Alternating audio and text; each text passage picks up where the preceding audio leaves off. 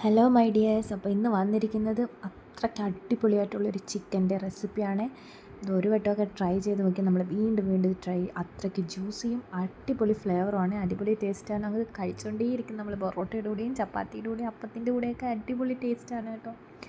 ഇത് ഗ്രേവി ആയിട്ടും ഇത് ജസ്റ്റ് ഫ്രൈ ചെയ്തിട്ട് നമുക്ക് അടിപൊളിയായിട്ട് കഴിക്കാവേ.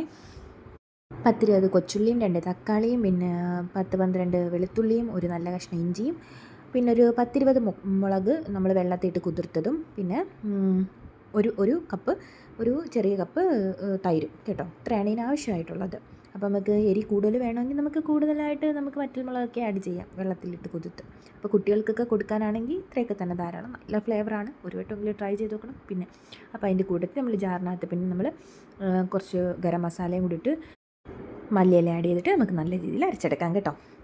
അപ്പോൾ ഈ അരച്ചെടുത്ത സാധനം പിന്നെ എന്ത് ചെയ്യണമെന്ന് വെച്ചാൽ നമ്മൾ നല്ല രീതിയിൽ ഒരുവിധം അത്യാവശ്യം വലിയ കോഴിയായിരുന്നേ, നല്ല രീതിയിൽ വരഞ്ഞ് നല്ല വൃത്തിയാക്കി വരഞ്ഞ് വെച്ചേക്കുന്നതിനകത്ത് പരട്ടി നമ്മളിത് രാവിലെ എല്ലാ ജോലിയും തുടങ്ങുന്നതിന് മുമ്പ് അല്ലെങ്കിൽ ബ്രേക്ക്ഫാസ്റ്റ് കഴിഞ്ഞതിന് മുമ്പ് ഈ പണി അങ്ങ് ഒതുക്കി നമ്മളങ്ങ് ഫ്രിഡ്ജ് വെക്കണം. ഒരിക്കലും ഇത് ഫ്രീസറിൽ വെക്കുന്നത് ഞാൻ സജസ്റ്റ് ചെയ്യത്തില്ല.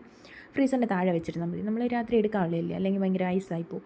അപ്പോൾ അതാണ് ഏറ്റവും നല്ലത്. എന്നിട്ട് നമ്മളൊരു രാത്രിയൊക്കെ ആകുമ്പോഴത്തേക്കും അല്ല വൈകുന്നേരം നമ്മുടെ സമയം അനുസരിച്ച് കുക്കറിനകത്ത് അല്പം ഓയിൽ ഒഴിച്ചിട്ട് സൺഫ്ലവർ ഓയിലോ കോക്കനട്ട് ഓയിലോ ഏത് വേണമെങ്കിലും എടുക്കാം. ഓയിൽ ഒഴിച്ചിട്ട് ഇതെല്ലാം നല്ല രീതിയാക്കണം. ഒരു വിസിൽ വരെയാണേ, തീ കുറച്ചിട്ടിട്ട് ഒരു വിസിൽ വരെ അടിക്കണം. അപ്പോഴത്തേക്ക് ഇത് വെന്ത് കിട്ടും. എന്നിട്ട് നമ്മൾ ജസ്റ്റ് ചെറിയ ലേശം എണ്ണ ഒഴിച്ചിട്ട് ഇതിങ്ങനെ തിരിച്ചു മറിച്ചിട്ട് ജസ്റ്റ് ഒന്ന് ഫ്രൈ ചെയ്തെടുക്കണമേ. അങ്ങനെയെല്ലാം നമ്മളതുപോലെ ഫ്രൈ ചെയ്തെടുക്കണം തിരിച്ചു മറിച്ചിട്ട്.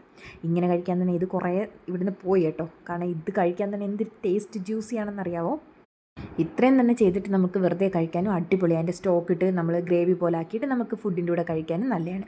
പക്ഷേ ഇത് കുറച്ചുകൂടി ടേസ്റ്റി ആക്കാനും ഒരു ഹെവൻലി ഫീൽ കിട്ടും ഇങ്ങനെ ചെയ്താൽ. നമ്മൾ കുറച്ച് ഒരു 1-2 കൊച്ചു സവാളയും ഇഞ്ചിയും വെളുത്തുള്ളിയും എല്ലാം കൂടെ ചതച്ചതും പച്ചമുളകും എല്ലാം കൂടെ ഇട്ടിട്ടൊന്ന് സോട്ട് ചെയ്തിട്ട് മുളക് പൊടിയും മല്ലിപ്പൊടിയും കുറച്ച് മഞ്ഞൾപ്പൊടിയും എല്ലാം കൂടി ഇട്ട് നല്ല രീതിയിലൊന്ന് സോട്ട് ചെയ്തെടുക്കണം. കുരുമുളക് പൊടിയൊക്കെ ഇട്ട് നല്ല രീതിയിലൊന്ന് സോട്ട് ചെയ്യണം.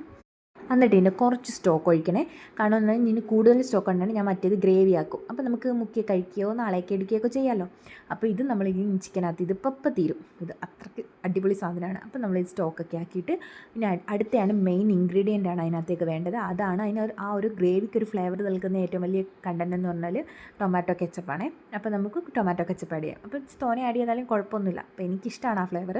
അടിപൊളി ടേസ്റ്റാണേ.